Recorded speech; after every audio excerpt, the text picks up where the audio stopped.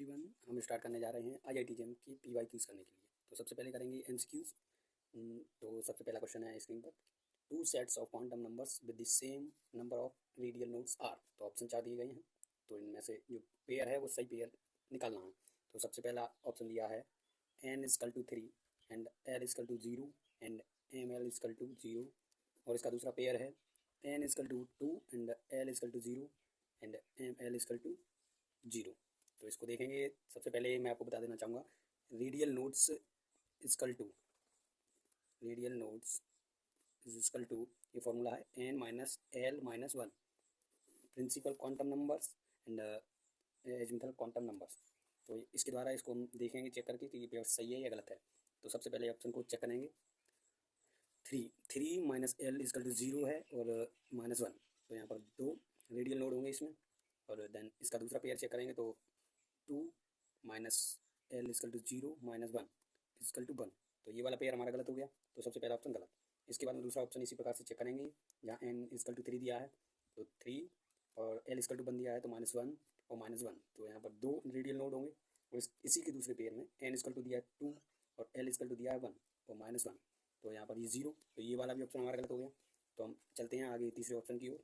तीसरा ऑप्शन दिया है N equal to 3 minus L equal to 2 and minus 1, तो 0 नोट्स हो गए, कोई भी नोट्स नहीं होगा इसमें। इसी का दूसरा पेयर हम चेक करेंगे, एन इजकल टू दिया 2, एल इजकल टू दिया 1 और माइनस 1, तो यहाँ पर 0, तो यही ऑप्शन हमारा सही होगा। उसने पूछा था कि कौन सा ऐसा पेयर है जिसमें रेडियल नोट बराबर होंगे, तो ना इसमें होगा ना इसमें होगा। इसी प्रकार चलते हैं हम अपने नेक्स्ट क्वेश्चन पर। तो क्वेश्चन नंबर 2, तो क्वेश्चन नंबर 2 की तरफ चलते हैं। क्वेश्चन नंबर 2 कह रहा है, correct order of the first ionisation energies of helium, beryllium, nitrogen and oxygen in their corresponding ground state each. ये हमसे फर्स्ट आयोनाइजेशन एनर्जी का ऑर्डर पूछना चाह रहा है, जो कि हीलियम, बेरिलियम और नाइट्रोजन और ऑक्सीजन के रिगार्डिंग पूछ रहा है। तो ये सारे एलिमेंट एक पीरियड के तौर पर देखते हैं हम। सबसे ऊपर हीलियम है, फिर बेरिलियम आता है एंड कार्बन, फिर नाइट्रोजन एंड देन ऑक्सीजन। तो अगर हम पीरियोडिक टेबल की बात करें तो लेफ़्ट टू राइट जाते हैं तो जेफ इंक्रीज होता है, ओके। और जब जेफ इंक्रीज होगा तो आयोनाइजेशन एनर्जी भी इंक्रीज होती है, ओके, क्योंकि zeff is directly proportional to ionisation energy, या फिर इसी को हम कहते हैं ionisation potential, okay, sorry, ionisation potential. तो इसको हम देखेंगे। सबसे पहले इसको करने का सही तरीका है कि इनका इलेक्ट्रॉनिक कन्फिगरेशन देखा जाए। वैसे तो पीरियड वाइज देखेंगे तो इसकी सबसे ज़्यादा होगी, फिर इसकी होगी, फिर इसकी, फिर इसकी, बट ये ऑर्डर बिगड़ जाता है। आयोनाइजेशन एनर्जी सही चेक करने के लिए इनका ये आता है दूसरे नंबर पर, तो इसका होगा 1s2, इलेक्ट्रॉनिक कन्फिगरेशन 1s2, क्योंकि ये फुलफिल्ड है, सब सेल भी है और सेल भी, तो ये सबसे हाईली मतलब बहुत ही ज़्यादा स्टेबल होगा। तो इसी कारण हीलियम की सबसे अधिक फर्स्ट आयोनाइजेशन एनर्जी होगी, ओके, सबसे ज़्यादा आयोनाइजेशन एनर्जी हीलियम की रहती है। उसी प्रकार बोरोन का देखेंगे तो बोरोन आता है 5वें नंबर पर, तो इसका इलेक्ट्रॉनिक कन्फिगरेशन देखेंगे 1s2 एंड 2s2, 4 और 2p1, तो इसका इलेक्ट्रॉनिक कन्फिगरेशन ये है। बट यहाँ पर देखेंगे कि बोरोन जो है वो सेकंड पीरियड का है और हीलियम फर्स्ट पीरियड का है, तो फर्स्ट से सेकंड आएंगे तो थोड़ा कम आयोनाइजेशन एनर्जी हो जाती है, लेकिन ये बोरोन यहाँ पर आ जाएगा क्योंकि ये फर्स्ट पीरियड का और ये सेकंड पीरियड का है, ओके। उसी के साथ अब जो बाकी के 2 एलिमेंट बचे हैं, नाइट्रोजन और ऑक्सीजन, ये दोनों, ये जो तीनों एलिमेंट हैं ये एक ही पीरियड के हैं, सेकंड पीरियड के। तो इन तीनों में कंपेरेटिवली देखेंगे कि किसकी आयोनाइजेशन एनर्जी अधिक है और किसकी कम है। तो वैसे तो सबसे अधिक ऑक्सीजन की होनी चाहिए, देन उसके बाद में बोरोन की, या उसके बाद नाइट्रोजन की, फिर बोरोन की। बट इसको देखते हुए करेंगे कि पीरियड के रिगार्डिंग इधर बढ़ेगी क्योंकि जब बढ़ेगा। बट हम जो इलेक्ट्रॉनिक कन्फिगरेशन के तौर पर देख रहे थे उसी से हम अपने कॉन्सेप्ट को आगे जारी रखेंगे। नाइट्रोजन एटॉमिक नंबर 7 होता है, इसका होता है 1s2 and 2s2 and 2p3।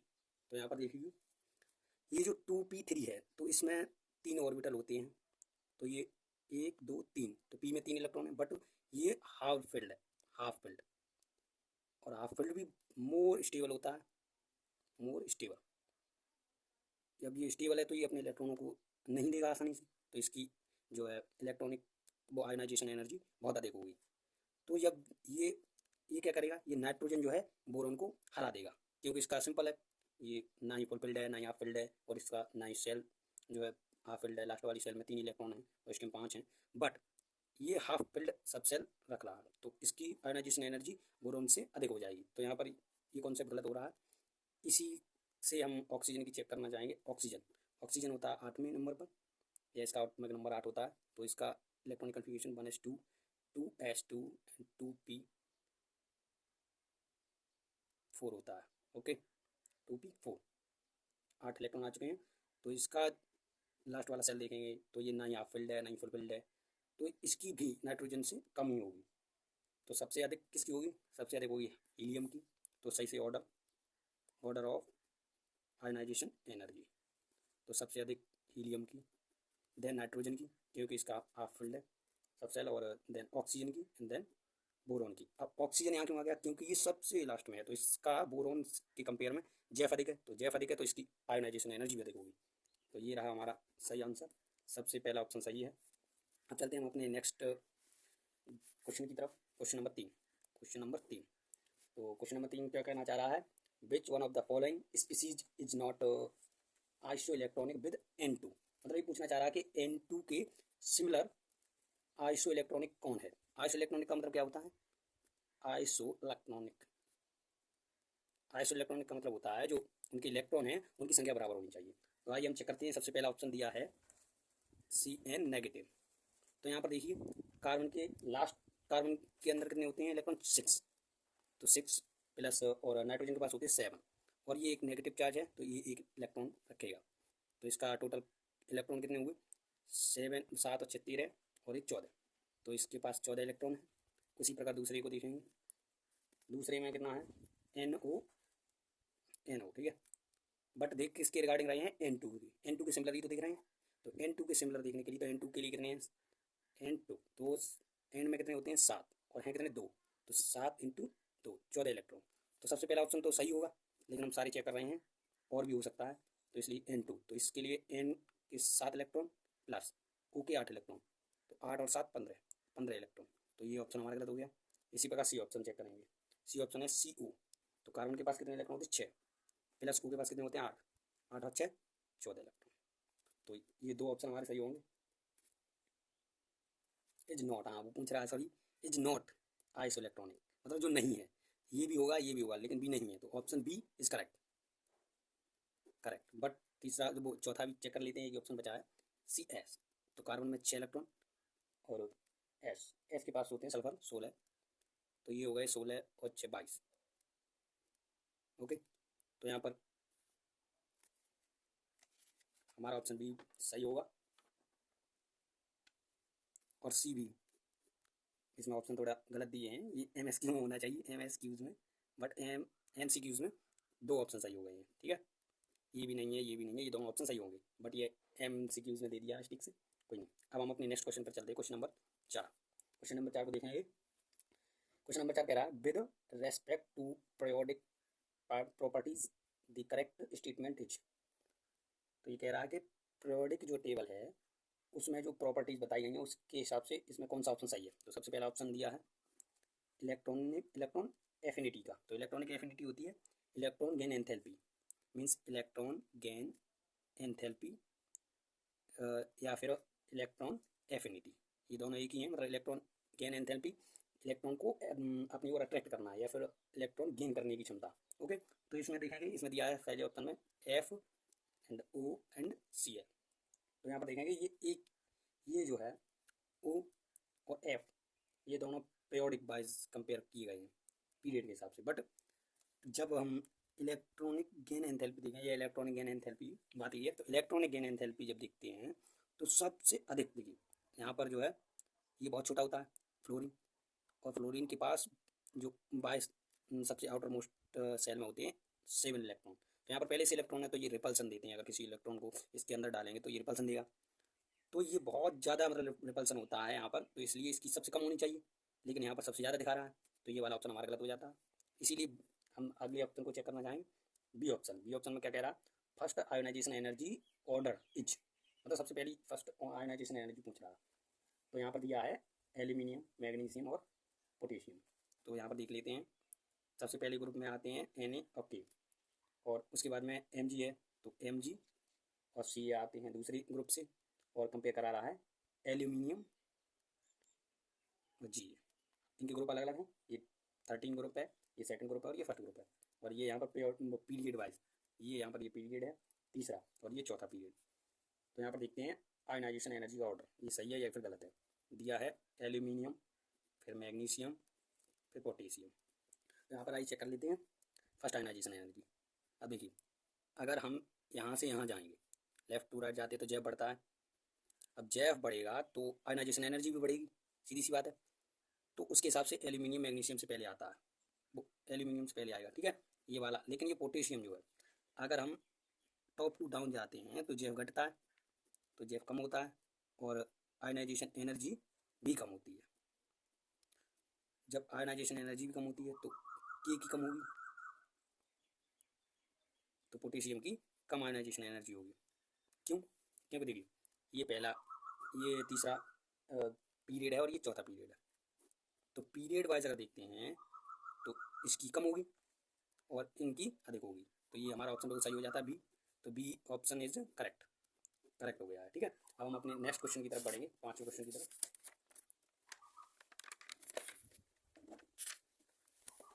चलिए आइए वो दोनों ऑप्शन को भी चेक कर लेते हैं। सी ऑप्शन दिया था atomic radius order is N, P and AS।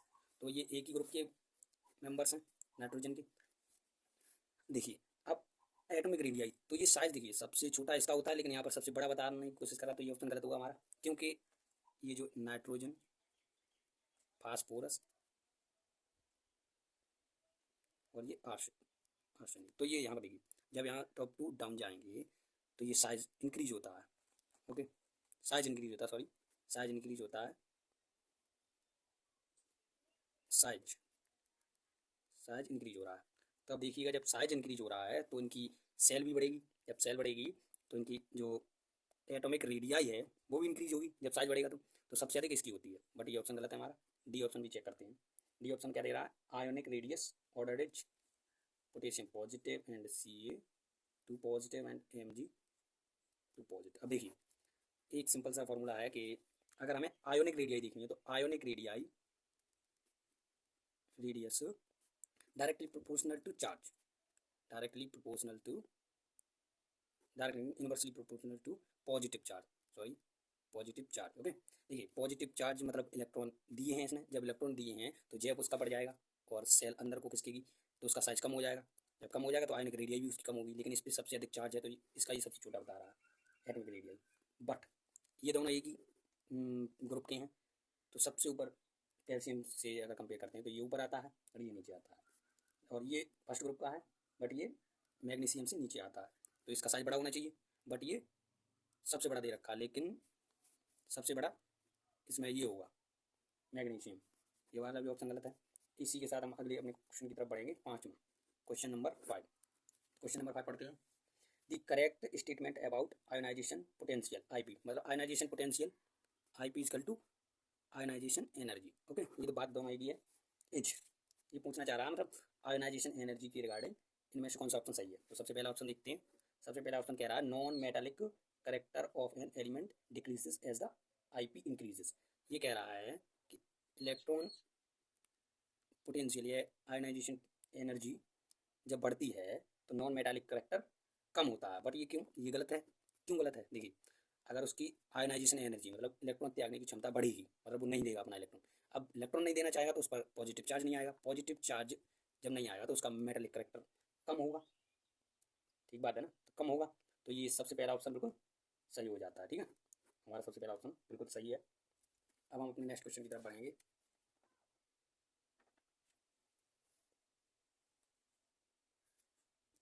Sorry, ये पहला ऑप्शन गलत ही होगा क्योंकि ये नॉन मेटालिक पूछ रहा है, बट मेटालिक करेक्टर कम होगा। ठीक है, लेकिन नॉन मेटालिक बढ़ेगा। ओके, नॉन मेटालिक करेक्टर ये बढ़ेगा। ठीक है, क्योंकि ये इलेक्ट्रॉन आसानी से नहीं देना चाहेगा, क्योंकि इसकी आयनाइजेशन एनर्जी अधिक होगी। तो जब अधिक होगी तो ये इलेक्ट्रॉन नहीं त्यागेगा, जब नहीं त्यागेगा तो ये नॉन मेटालिक ही बना रहेगा, ठीक है। इसी के साथ दूसरे ऑप्शन की तरफ बढ़ेंगे। दूसरा ऑप्शन दिया है ionization potential decreases down the group in the periodic table. मतलब ये कह रहा है अगर पीरियोडिक टेबल के किसी भी ग्रुप में नीचे की तरफ जाएंगे, ठीक है, तो आईपी जो है वो कम होता है। आइए चेक करते हैं। किसी भी ग्रुप में जाएंगे तो साइज बढ़ेगा, साइज बढ़ेगा तो जेफ कम होगा, जेफ भी कम होगा, ठीक है। अगर साइज बढ़ेगा जेफ कम होगा तो आयनाइजेशन एनर्जी कम होगी, ठीक है। मतलब सेकंड ऑप्शन एकदम राइट है। क्यों? क्योंकि नीचे की तरफ जाएंगे तो सेल जो है बढ़ेगी, अब सेल बढ़ेगी तो साइज बढ़ेगा, अब साइज बढ़ेगा तो जेफ कम होगा। इसका सीधा सीधा मतलब होता है zeff inversely proportional ionisation energy, ठीक है। Directly proportional, sorry, directly proportional. अगर ये बढ़ेगा तो ये भी बढ़ेगा, ये घटेगा तो ये भी घटेगा, जेफ बढ़ेगा तो आयनाइजेशन एनर्जी भी बढ़ेगी, ठीक है। अब नेक्स्ट क्वेश्चन की तरफ चलते हैं, क्वेश्चन नंबर 6। आज हमारा टारगेट है पूरे 10 क्वेश्चन करने का। ये सारे पीवाइज क्यूज हैं जो कि 2023 तक के हैं, 2025 से। तो 6 क्वेश्चन की तरफ बढ़ेंगे। 6 क्वेश्चन कह रहा है the energy of an electron in a hydrogenic atom with nuclear charge Z varies as. देखिए ये सीधा सीधा क्वेश्चन आ गया है इस फॉर्मूले से, जो कि सेल की एनर्जी होती है। तो सेल की energy of N shell is equal to होता है -13.6 into Z square upon N square E V. तो ये वाला फॉर्मूला हम याद रखेंगे। तो ये रिलेशन पूछ रहा है जेड का, तो जेड के ये क्या होती है, directly proportional to Z square. Okay, तो यहाँ से बी ऑप्शन बिल्कुल राइट होगा, B option is right, Z square. तो अब हम अपने नेक्स्ट क्वेश्चन की तरफ बढ़ेंगे। नेक्स्ट क्वेश्चन 7 जो कि आया है 2014 में IIT JEM के। क्वेश्चन कह रहा है among the following the element having maximum inner pair effect is. मतलब जो है ये पूछना चाह रहा है कि जो अंदर मतलब जेफ के विपरीत जो रिपल्सन होता है, मतलब अंदर के इलेक्ट्रॉनों में जो रिपल्सन होता है वो सबसे अधिक किसमें है। तो यहाँ पर सबसे पहले ऑप्शन दिया है GE, देना PB, तो ये इसी का होता है, ठीक है, PB, सॉरी PB, और दिया है SI एंड SN, ठीक है। तो ये कौन से ग्रुप के हैं, ये 14th ग्रुप के हैं सारे एलिमेंट। देखिए सबसे पहले होता है कार्बन, फिर सिलिकॉन, फिर जर्मेनियम, उसके बाद में होता है SN, उसके बाद में होता है PB। तो ये टॉप डाउन जाते हुए देखते हैं। देखिए सबसे ज़्यादा, अब देखिए जहाँ इनर्ट पेयर जो है इफेक्ट ज़्यादा होगा, इफेक्ट अधिक होगा, वहाँ जेफ कम होगा। देखिए जब जेफ कम होगा तो उसका साइज भी बड़ा होगा। तो यहाँ देखिए जब टॉप टू डाउन जाते हैं तो जेफ कम होता है, जेफ डिक्रीज होता है, और इनर पेयर इफेक्ट बढ़ता है, ठीक है। इनर पेयर इफेक्ट बढ़ता है ग्रुप में टॉप टू डाउन जाने पर। तो सबसे अधिक इसका होगा, देन इसका, फिर इसका, फिर इसका। तो सबसे अधिक इसका होगा PB। तो हमारा second option B option is right. अब हम चलते हैं अपने नेक्स्ट क्वेश्चन की तरफ, क्वेश्चन नंबर 8। तो क्वेश्चन नंबर 8 की तरफ आ चुके हैं। क्वेश्चन नंबर 8 क्या कह रहा है, among lithium, nitrogen, carbon and oxygen which element has the highest first ionization potential, मतलब आयनाइजेशन एनर्जी। तो देखिएगा पूछ रहा है लिथियम एंड नाइट्रोजन, कार्बन और ऑक्सीजन, इनमें से पूछ रहा है सबसे अधिक आयनाइजेशन पोटेंशियल किसका होगा फर्स्ट। तो इसको चेक करने के लिए सबसे पहले इलेक्ट्रॉनिक कन्फिगरेशन बताया, इलेक्ट्रॉनिक कन्फिगरेशन करेंगे। तो चलिए देखते हैं इलेक्ट्रॉनिक कन्फिगरेशन इसका।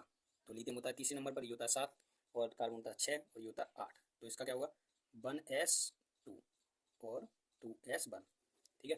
इसके बाद नाइट्रोजन का देखते हैं 1s2, 2s2, 2p3। तो ये हाफ फिल्ड बताया था, हाफ फिल्ड मोर स्टेबल होता है, तो सबसे अधिक इसकी हो जाएगी। चलिए इसको भी चेक करते हैं। इसमें क्या होता है 1s2, 2s2 एंड 2p2। और ऑक्सीजन का देखते हैं 1s2, 2s2 एंड 2p4।